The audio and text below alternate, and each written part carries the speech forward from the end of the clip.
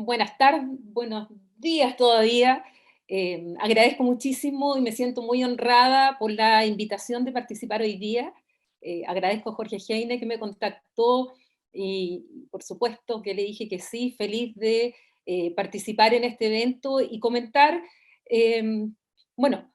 justamente algo como decía Diana, que nos mueve y nos llama a la reflexión y nos llama justamente a pensar más allá de lo inmediato. O sea, evidentemente ver una proyección de lo que puede ocurrir en este escenario post-pandemia y de los cambios que podamos estar observando en las relaciones internacionales. Y lo que yo quiero agregar, porque la verdad es que en muchos puntos estoy muy de acuerdo con lo señalado por los autores en el artículo y por lo señalado por Diana,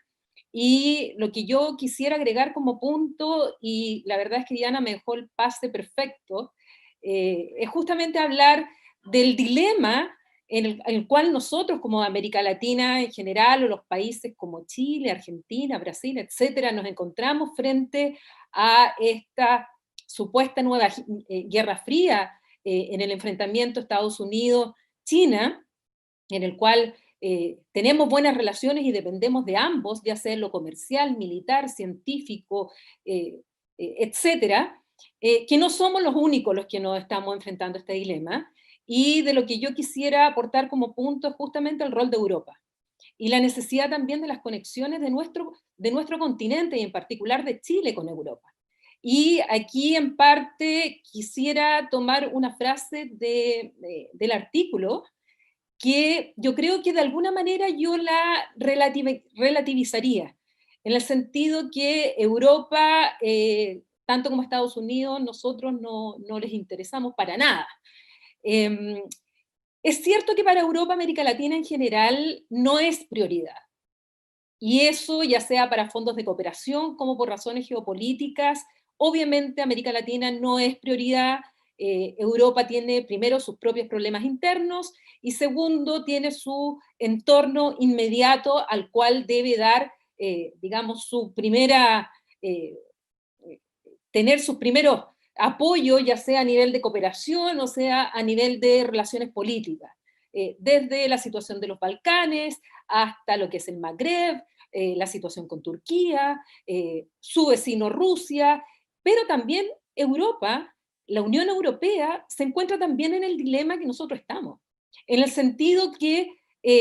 tiene tanto buenas y malas relaciones con Estados Unidos como con China. Se encuentra exactamente en el dilema,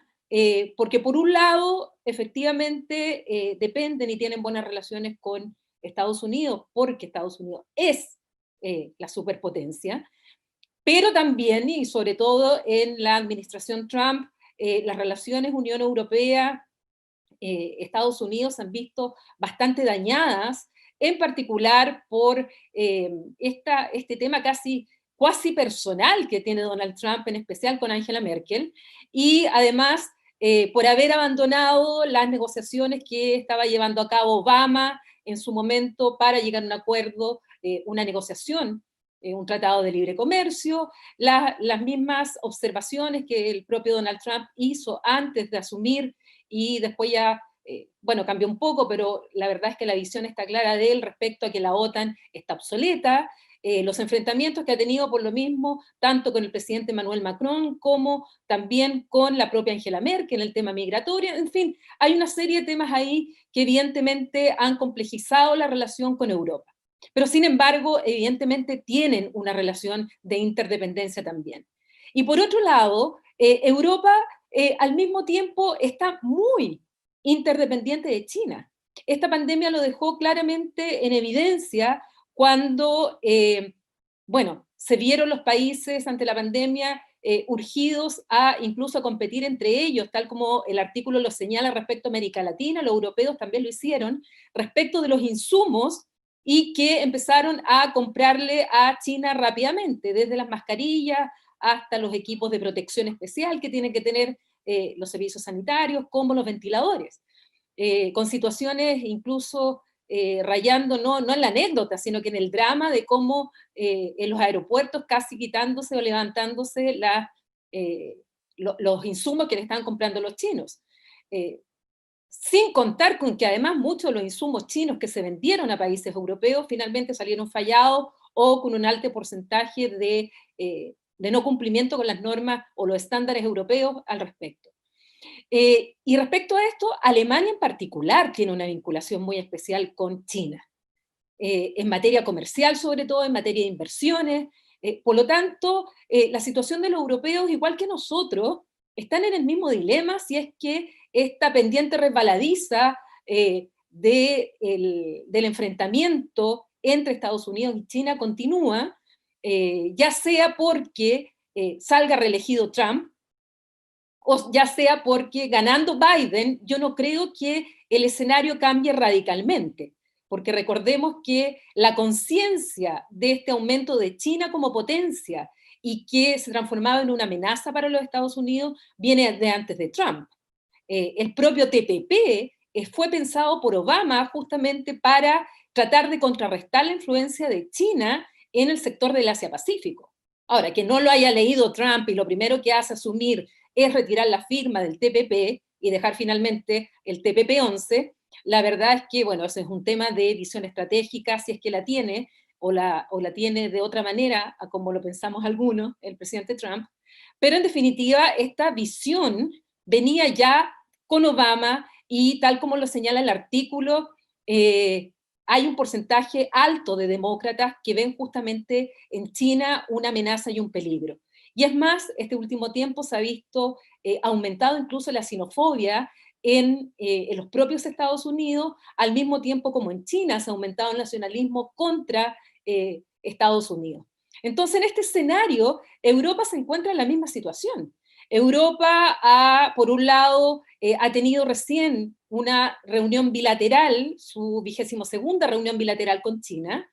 pero los europeos, por un lado, no son la superpotencia del siglo XIX, ya no ponen las normas en el orden internacional como lo hacían antes del surgimiento de las grandes potencias, como fueron en su momento Estados Unidos y la Unión Soviética,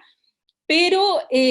trata de levantar un poco la voz frente a la situación de Hong Kong, por ejemplo, donde sí fueron y sacaron una declaración contraria a la medida adoptada por China, pero, eh, pero cuesta mucho para ellos también levantar la voz por los intereses comprometidos. Y esto evidentemente los pone en esta situación en la cual también Europa va a necesitar aliados no alineados con las dos grandes potencias. Y aquí nosotros tenemos una oportunidad justamente en nuestras relaciones con Europa. Y por lo mismo era tan mala idea cerrar 3 embajadas en Europa en estos momentos, si nosotros lo miramos la visión más estratégica. En este sentido también es importante en relación con el BID. Acuérdense ustedes que también hay un porcentaje en el cual los europeos tienen algo que decir. Y sí, los europeos están tratando de hacer algo. Eh, no puedo contar mucho más, pero los europeos en el fondo están tratando de moverse específicamente, ya sea en postergar las elecciones hasta después de las elecciones en Estados Unidos, o tratar de ayudar en que no haya quórum y forzar finalmente a que las elecciones sean después de lo que ocurra el 3 de noviembre. Y en este sentido yo creo que Europa va a necesitar cerrar lazos, aunque no seamos prioridad. Nosotros no somos prioridad estratégica y tampoco somos prioridad para los Estados Unidos, y a veces no es malo no ser prioridad para las grandes potencias, porque generalmente uno es prioridad cuando uno representa un riesgo para la seguridad nacional. Entonces muchas veces no es tan malo no estar en los primeros puntos de la agenda de las grandes potencias. Pero sí yo creo que es importante el observar bien cómo Europa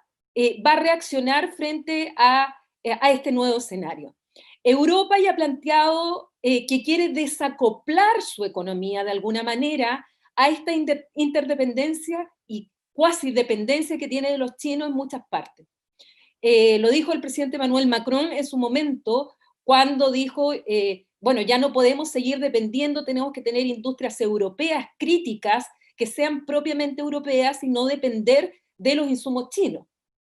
Ahora, lamentablemente, con los efectos de la pandemia y el reciente acuerdo al cual se llegó en Europa, con el acuerdo plurianual, que es el presupuesto que rige la Unión Europea por 7 años, y el plan de recuperación económica, que está pensado específicamente para esta mutualización de la deuda por parte de la Comisión Europea, e ir en ayuda con transferencia directa y préstamo a los países, en parte se dejó fuera y el Consejo Europeo bajó ciertos ítems que la Comisión Europea había propuesto para este desacoplamiento y para poder tener cierta industria estratégica propia europea. Se fijaron más en la recuperación económica actual, porque el daño que está causando a la economía europea la pandemia es enorme y las proyecciones son terribles en Europa. Y por lo tanto, la verdad es que miraron más estratégicamente el Consejo Europeo a lo que hay que salvar ahora y tal vez dejar estratégicamente un poco al mediano largo plazo dos temas fundamentales como son la economía verde, que ellos están ya con un acuerdo del Green Deal, y en segundo lugar el tema de la innovación y además el poder tener estas industrias propiamente europeas. En ese escenario, yo creo que es importante la relación Unión Europea-América Latina. Lamentablemente nuestra fragmentación, digo la fragmentación latinoamericana, ayuda poco al diálogo bilateral. Las reuniones están suspendidas entre la CELAC y la Unión Europea, ese diálogo era de todas maneras importante a través de la diplomacia de cumbres, pero sin embargo este escenario nos puede ir forzando a todos, así como nos forzó a transformar nuestras clases, aquellos que somos académicos, en lo digital y virtual. Este nuevo escenario yo creo que va a ir forzando también a la adaptación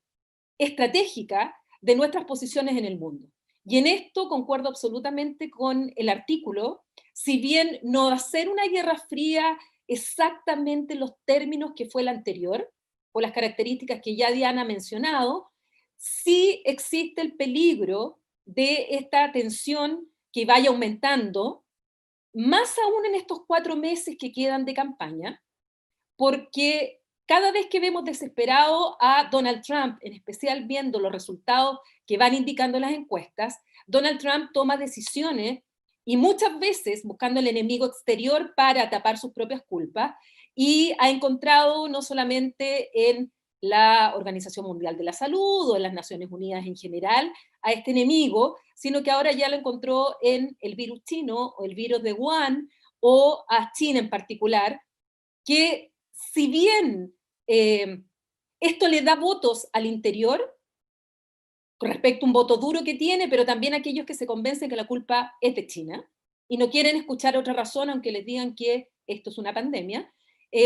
Estos 4 meses es una eternidad en una campaña presidencial teniendo un candidato como Donald Trump, y además con las decisiones que toma, muchas veces en consultas con el Pentágono, muchas veces en consultas incluso con sus asesores más directos, y que causan, bueno, ruidos y turbulencias a nivel internacional. Para terminar, creo que hay que poner atención a este escenario. Creo que nosotros estamos en un dilema, el dilema que están todos aquellos países que tienen buenas y malas relaciones, una relación amor-odio con los Estados Unidos y con China, pero que no podemos darnos el lujo porque no tenemos las espaldas, no tenemos el músculo, ni para alinearnos con Estados Unidos contra China, ni alinearnos con China contra los Estados Unidos. Y este dilema lo están sufriendo muchísimo más que solo América Latina.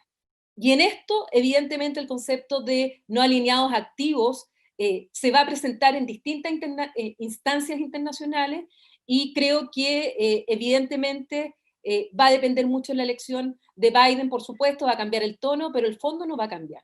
Creo que el escenario viene así y nos vamos a tener que ir adaptando, y ojalá en América Latina fuera un aliciente y una motivación para una real integración, una coordinación necesaria, porque es la gran diferencia que tenemos con los europeos también, que justamente aquí esa verdadera integración latinoamericana no hemos llegado, y existen demasiados proyectos frustrados que no nos permiten justamente hablar con una sola voz frente a este escenario. Ojalá que sea también una oportunidad para un mayor acercamiento latinoamericano, reforzar los lazos con Europa, reforzar los lazos con aquellas otras potencias que se encuentran en el mismo dilema, porque lo que menos nos conviene a nosotros es un enfrentamiento directo entre los Estados Unidos y China. Ambas potencias nucleares, que si bien por mucho que haya supremacía por parte de los Estados Unidos en cuanto al poderío militar y nuclear, eh, a veces, y sabemos muy bien, los pistoletazos, como dice Jorge Heine, basta un elemento que desencadena la caída del dominó y no sabemos hasta dónde va a llegar ese dominó.